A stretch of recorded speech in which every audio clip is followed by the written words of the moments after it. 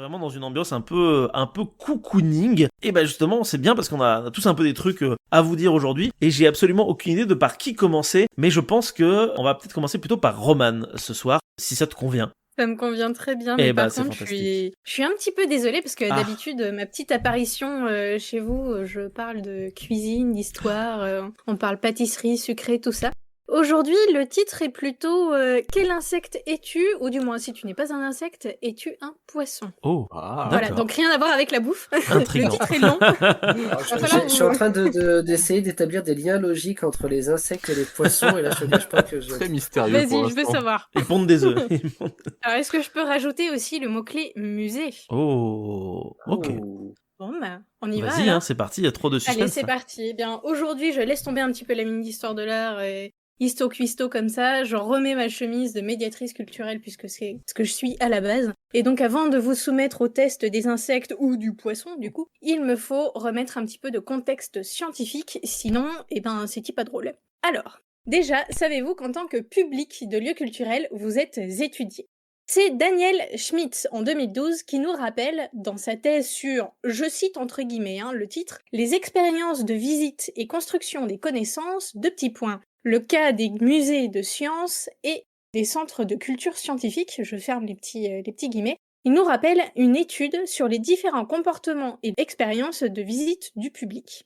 Alors le but de sa thèse consistait à explorer l'expérience des visiteurs dans un musée, comment comprendre et décrire ces expériences. Il va même jusqu'à demander, du moins se demander, comment saisir les enchaînements corporels et cognitifs des visiteurs sur leur apprentissage de connaissances dans les musées de sciences et centres de culture scientifique. En bref, et pour vous éviter de zapper mon passage dans ce podcast, chers auditeurs et auditrices, Daniel Schmitt tente de se mettre à la place des visiteurs et de comprendre leurs agissements dans une institution culturelle. Donc j'ai pas entièrement lu cette thèse parce qu'elle fait au moins 342 pages sans compter la bibliographie et les annexes. Je me suis bougée à écrire cette chronique ce matin, donc j'ai pas vraiment eu le temps, voyez-vous. Cependant, elle en reste terriblement irrésistible pour une amoureuse de la médiation et des comportements des publics comme moi, donc c'est pas exclu que je la lise sous peu, mettons ce week-end. Revenons à nos insectes, ou du moins à la thèse puisque c'est à la page 301 que notre fameux Daniel Schmitt nous rappelle l'étude de Véron et de Lavasseur qui s'appelle Ethnographie de l'exposition. C'est une étude initiée en 1983 et publiée seulement en 1989. Alors certes, elle a son petit âge pour une étude, mais elle n'en reste pas moins intéressante et actuelle, bien que les musées aient largement évolué depuis les années 80, je vous le concède, l'humain garde tout de même les mêmes réflexes. Donc c'est aussi pour ça que cette étude, elle est intéressante. Elle tend à comprendre la visite d'une exposition à partir du comportement des visiteurs. Et donc on va notamment s'y poser cette question, y a-t-il une stratégie de visite? Donc c'est-à-dire est-ce qu'il y a une reconnaissance du public? Est-ce qu'il y a un lien par rapport à une énonciation culturelle? Ou y a-t-il une négociation, un genre de bon allez on y va parce que j'ai entendu que c'était bien, parce que j'accompagne quelqu'un, parce que finalement j'aime bien cette œuvre-là mais pas l'autre, voilà. Alors pour la petite information, le fun fact de cette chronique, cette étude-là, de Véron et Levasseur, est l'une des premières études qui utilise comme support de recherche et d'étude la vidéo. C'est-à-dire qu'on va placer des vidéos surveillance pour étudier le public. Quand je vous dis que vous êtes étudié dans les lieux culturels, c'est pas des blagues. Oui, effectivement. Donc on garde une trace du parcours et de l'activité du visiteur pour comprendre son comportement au sein d'un musée. Et cette fameuse étude, donc de Véron et de Levasseur, se repose sur l'exposition Vacances en France 1860-1982, qui a été présentée de juin à octobre 1982 à la Bibliothèque publique d'information du Centre Pompidou, du coup à Paris. Donc ce qui nous intéresse ici, c'est leur observation du visiteur pour en dégager des typologies de comportement. Et ils en ont identifié 4. La fourmi, là, on y vient aux insectes. Donc la fourmi, le papillon, le poisson, le seul qui n'est pas un insecte du coup, et la sauterelle. Ils ne s'arrêtent pas là dans leur démarche évidemment, ils vont interviewer les visiteurs de différentes catégories, les inviter à dessiner uniquement de mémoire l'exposition qu'ils viennent de voir et à commenter leur parcours. Et les deux chercheurs s'appuient en plus de ça sur leur fameuse vidéosurveillance. Donc détaillons un petit peu quels insectes vous pourriez être, ou poissons si vous n'êtes pas un insecte. Là par contre, attention, je parle d'une manière générale. on a un comportement différent suivant les expositions qu'on va voir. Si on aime l'art moderne, quand je dis art moderne, c'est pas de l'art contemporain, d'accord? C'est encore différent. Mais mettons, j'adore l'art moderne, j'aime pas l'art contemporain, je vais pas avoir le même comportement quand je vais visiter mon exposition. Cependant, on a majoritairement une attitude qui est récurrente, qui est propre à nous-mêmes, quoique du coup apparemment qui est classable dans une des 4 catégories. Donc je vais commencer avec la fourmi. La fourmi, elle fait une visite dite proximale. Donc proximale, proximus en latin, qui veut dire très proche. Ça veut dire que si vous êtes du genre à aimer prendre tout, mais alors vraiment tout, votre temps, que vous êtes motivé à longer les murs, à tout lire, ou du moins en grande partie, que vous suivez toujours les informations de guidage, que vous évitez les grands espaces vides où il n'y a rien, eh ben vous êtes une petite fourmi. Si vous êtes plutôt motivé par le thème global de l'exposition et non précisément par toutes les œuvres que vous y trouverez, vous allez zigzaguer, vous allez vous dire « Oh bah tiens, c'est sympa ça, oh ah, et puis ça aussi, oh c'est joli ». En gros, vous allez papillonner, bon bah là, vous êtes un papillon. En fait, vous négociez avec l'exposition, c'est un peu un genre de « Bah tiens, je prends ça non, ça j'aime pas trop, mais ça j'aime bien, ah c'est sympa ça, off ». Voilà, ça c'est le papillon. Si par contre, vous êtes, alors là je le mets entre guillemets, peu motivé par l'exposition ou le thème du musée, et que vous passez comme si vous longiez un couloir tout noir en vous disant il y a de la lumière au bout, vas-y, t'y es presque. Bon bah là vous êtes un poisson. En gros vous glissez, c'est une visite dite de glissement. Bon, limite on vous a obligé à venir en fait, quasiment c'est un peu ça. Et en dernier, vous avez le visiteur très peu motivé, là encore je le mets entre guillemets. Contrairement à la fourmi qui, elle, va tout regarder, là on a un visiteur qui va plutôt flâner. Et il va flâner mais en sautant. Donc c'est la sauterelle. La sauterelle, en fait, c'est un mélange de poisson et de papillon. Elle va passer dans l'exposition assez rapidement, elle va avoir une expérience rapide, elle va remarquer quelques œuvres bien précises. Ou alors elle vient pour voir spécialement une œuvre bien ciblée. En fait, dans cet espace d'exposition, pendant qu'elle va flâner, elle va cibler des œuvres comme point de pause ou de chute avant de sauter à la prochaine. Quand elle rentre, elle va voir un tableau et elle va dire « Oh, celui-là, tac, à gauche, j'y vais. » Et puis encore plus loin, oh, celle-là, là-bas, à droite. Et au milieu, il y a 10 œuvres qu'elle aura pas vues parce que finalement, ça l'intéresse pas plus que ça. C'est une sauterelle, elle saute d'œuvre en œuvre. Et donc finalement, elle sort de l'exposition beaucoup plus rapidement qu'une fourmi qui pourrait y rester 3 heures. La sauterelle, elle va y rester 10 minutes à tout casser. Voilà.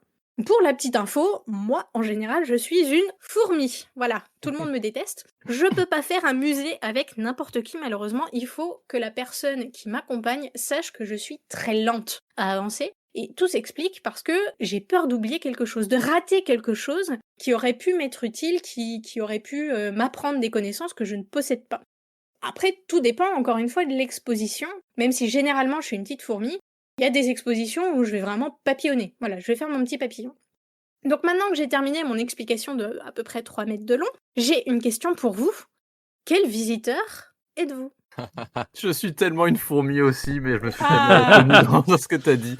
Genre passer des heures dans le musée, en fait, tu sais, vouloir être exhaustif, vouloir tout faire, avoir peur de rater des choses. Et du coup, voilà. Il y a même des fois où, en fait, tu passes par exemple une après-midi, genre de, je sais pas, t'arrives à 15h et le musée ferme à 17-18h. Et ben en fait, j'ai pas le temps de tout faire, donc je suis obligé de retourner dans des musées. Donc les musées, ça prend souvent 2 jours à faire, en fait, avec moi. Je comprends. On s'entendrait bien, du coup, pour faire un musée, ça va, ça passe. Complètement. Moi, je suis plutôt papillon, je pense. Hein. Ouais. Tu flânes. C'est pas que je flâne, c'est que j'hésite entre papillon ou sauterelle parce que il y a des moments où il y a des trucs qui vont pas m'intéresser et je vais les sauter pour passer à un truc plus intéressant. Mais dans l'ensemble, je vais jamais me dire je vais au musée pour voir ça précisément. Je vais suivre le tracé, essayer de regarder un peu tout, mais en même temps lire de travers, pas forcément lire tous les cartels. Mais ça fait papillon, ça. Ouais, c'est plus papillon. Et puis c'est vrai que par contre, quand je suis avec une fourmi, c'est parfois un peu compliqué parce que si moi j'ai déjà fini, t'es là, après, c'est clair. Voilà, mais ouais, bah va à la boutique et puis tu lis un bouquin. Hein. Oui, sauf que le problème, c'est que nous, les fourmis, on aime bien aller à la boutique et tout regarder aussi. Ouais, exactement. Je connais des beaucoup fois, de les fourmis. boutiques ferment avant les collections et ça, c'est horrible. Genre, est-ce que ça vous est déjà arrivé de rater la boutique, genre tu sors du musée et tu dis putain mais la boutique est fermée, je suis deg. Si, ça m'est déjà arrivé, mais parce que justement la fourmi avait mis trop de temps pour sortir. Dommage. Ça arrive. Et toi, Seb, t'es quoi du coup? Alors moi, j'ai plutôt tendance à la fourmi, même si le plus souvent je papillonne. Mais alors, je papillonne contre mon gré. Je C'est-à-dire? papillonne parce que souvent, quand je vais voir des expos, des musées, je suis la plupart du temps avec des gens qui papillonnent, voire qui sauterellent. Et donc, pour pas faire mon chiant, et ben, je papillonne et je sauterelle avec eux. En Ça, fait, c'est autre t'es chose. Et si je suis tout fourmi, seul dans un musée, je vais avoir tendance à être fourmi plutôt. t'es mi-fourmi, mi-papillon, mi-fourmi pas derrière, quoi. C'est ça. Après, peut-être que ça dépend aussi des sujets et des musées. Peut-être qu'il y a des gens qui sont C'est ce que je papillons dans disais, un oui. coin ou poissons dans un Oui, autre. mais aussi, oui. Voilà, mais majoritairement, tu as quand même une attitude qui est récurrente. T'as un pattern, une tendance, quoi. Ouais. Bah, je sais pas vous, mais moi, même si c'est un sujet qui, de prime abord, n'est pas forcément familier, bah, je vais quand même essayer de profiter d'être dans le musée pour justement essayer d'en Pour apprendre comprendre. plus. Ouais. Ouais.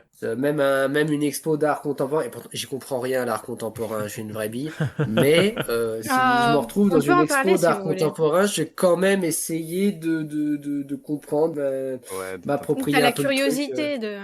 Ouais, et puis quand les cartels sont minimalistes aussi, c'est pas forcément évident. Oui, Quoique, des fois, il y a bon, des Quand il y en a, quand il y expos en a. d'art contemporain qui sont super bien foutues, super bien faites, pardon, justement pour contextualiser et pour accompagner le visiteur. en art contemporain, je trouve que la médiation est absolument primordiale et effectivement, les musées ou les centres qui mettent des mini-cartels où il n'y a pas grand-chose dessus, voire ils en mettent pas du tout, c'est favoriser l'élitisme.